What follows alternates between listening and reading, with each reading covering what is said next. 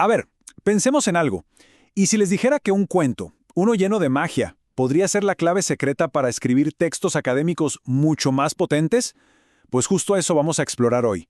Vamos a ver cómo la estructura de una increíble historia costarricense nos da las herramientas para armar argumentos súper sólidos. Ok, para empezar, vamos a sumergirnos de lleno en el corazón del bosque, para conocer el mundo que nos presenta el cuento Danzas del Bosque. La historia de inmediato nos lleva a las montañas de Talamanca. Y ojo, este lugar no es cualquier escenario. Es un punto clave, un lugar donde, de repente, lo real y lo fantástico empiezan a mezclarse, creando una atmósfera, totalmente única. Escuchen con atención. Estas primeras palabras hacen mucho más que solo describir un paisaje. Nos están invitando a un espacio súper íntimo, a un recuerdo muy personal. Es como si nos metiéramos directamente en la mente y, claro, en el corazón de quien nos está contando la historia.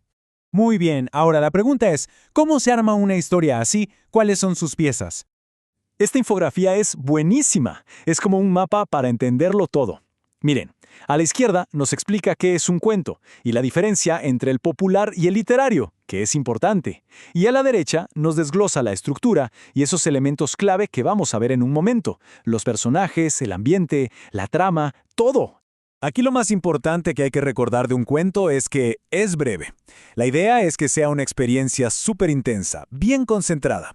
O sea, una historia que engancha desde el principio hasta el final y que se puede leer de una sola vez. Y por eso es clave hacer esta distinción, ¿no? No es lo mismo un cuento popular que pasa de boca en boca que un cuento literario, como es el caso de Danzas del Bosque, que tiene una autora conocida, Maurín Vargas Pizarro. Y esta es la estructura clásica, la que vemos en casi todas las historias que nos encantan. Primero, el inicio, que nos presenta a los personajes y el lugar. Luego el nudo, aquí es donde la cosa se pone interesante con el conflicto. Y finalmente, el desenlace, donde todo se resuelve. Esta analogía me parece genial. Piénsenlo, un cuento es como una foto. No te va a contar la película completa de una vida, sino que se enfoca en un instante, en un momento clave, y lo captura con toda la intensidad y el detalle posible. Bueno, ya vimos la teoría, ¿no? Ahora vamos a lo práctico. Vamos a poner a Danzas del Bosque bajo el microscopio para ver cómo funciona todo esto en la vida real.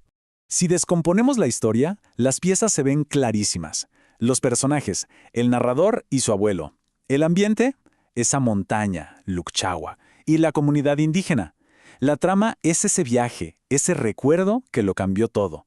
Y ojo con los símbolos, que son súper importantes. La ocarina, el fuego.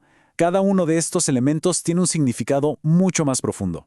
Y en el fondo, este es el gran mensaje del cuento, que nos conecta con el concepto indígena del buen vivir. La idea de que no somos dueños de la tierra, sino que pertenecemos a ella. Se trata de buscar una conexión mucho más profunda y respetuosa con la naturaleza.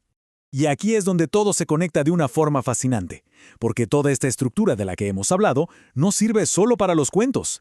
Es, de hecho, un modelo perfecto que podemos usar para armar nuestros propios textos académicos, para que sean más claros y convincentes. Miren qué claro se ve aquí. A la izquierda, la estructura del cuento, inicio, nudo y desenlace. A la derecha, la de un texto académico, introducción, desarrollo y conclusión. ¿Se dan cuenta? Es exactamente el mismo esqueleto lógico. Vamos a ver cada parte. Ok, empecemos por el principio.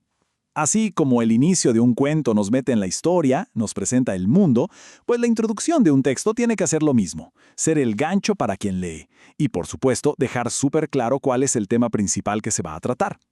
Luego pasamos al desarrollo. En el cuento, esta es la parte del nudo, donde está toda la acción. Pues en un texto académico, los párrafos de desarrollo son eso, el motor, la carnita del asunto. Aquí es donde se expanden las ideas, se presentan las pruebas y se defiende la tesis. Es el verdadero corazón del escrito. Y por último, el cierre. Así como el desenlace de un cuento ata todos los cabos sueltos y nos da una sensación de que la historia terminó, una buena conclusión hace lo mismo. Resume las ideas más importantes y nos deja con una reflexión final, una última idea para pensar. Entonces, al final, todo se reduce a esto, la estructura. Si entendemos cómo se arma una buena historia, ganamos una habilidad increíble. No solo para analizarla mejor, sino para usar esos mismos principios y construir nuestros propios argumentos, para que sean claros, lógicos y efectivos. Y con todo esto que hemos visto, ya tenemos las herramientas necesarias para el siguiente gran paso: lanzarse a escribir un texto propio, uno reflexivo, donde se pueda analizar el mensaje del cuento, el significado tan potente de sus símbolos, como la danza y el bosque. Así que, para cerrar, queda una pregunta flotando en el aire. Ahora que conocemos las herramientas, ya sea para un cuento o para un texto académico, ¿qué historia van a contar nuestros párrafos?